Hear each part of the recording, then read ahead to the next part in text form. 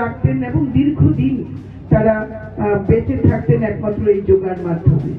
আজকালকার মতো তখনকার সময়ে এত ওষুধ আবিষ্কার হয়নি, এত মেডিকেল ইকুইপমেন্ট আবিষ্কার হয়নি, কিন্তু তারা সুস্থভাবে তারা জীবনযাপন করতেন এবং জীবনের শেষ দিন পর্যন্ত তারা সুস্থ থাকতেন শুধুমাত্র এই যোগাভ্যাসের মাধ্যমে। আমাদের দেশের মাননীয় প্রধানমন্ত্রী তার একটু শত ব্যস্ততার মধ্যেও নিজেকে একটু সময় দেন, সেটা যোগাসনের মাধ্যমে।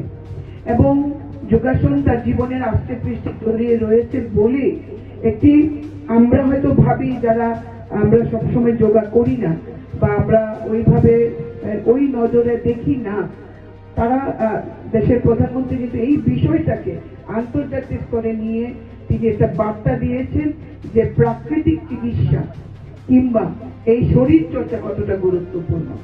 আজকের গোটা সমাজে আমরা যেভাবে নেশার বারবারত্ব দেখতে পাচ্ছি, এটা থেকে একমাত্র উত্তরণের রাস্তা হলো শরীর চর্চা করা, যোগাভ্যাস করা, খেলাধুলার সঙ্গে নিজেকে জড়িয়ে রাখা।